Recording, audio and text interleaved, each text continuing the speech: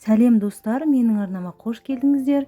Мен бүгін сіздермен шиеден жасалынатын өте оңай вареньенің қалай жасалу жолымен бөлісетін боламын. Шиемізді ыдысымызға салып, оның үстінен құмшекерімізді салып, жарты сағатқа бетін жауып қоямыз. Біздің құмшекеріміз шиеміздің бетін жауып тұруы қажет.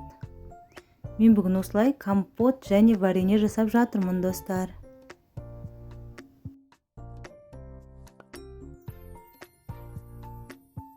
Бізде жарты сағат өтті. Жарты сағат өткеннен соң жақсылап араластырып аламыз және отымызға қоямыз. Орташа отта қоюымыз қажет.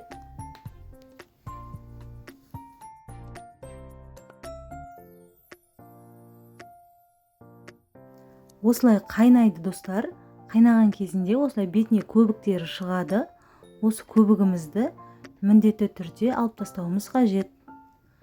Барлық көбігін алып болғаннан соң жақсылап араластырып, бетін жауып, жай отта жарты сағат қайнатамыз.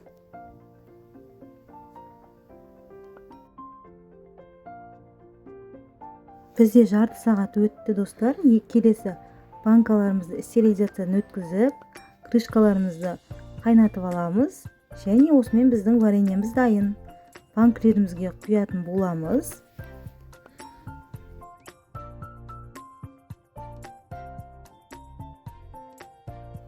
Достар, сіздер де осы менің жасаған әдісім бойынша жасап көріңіздер.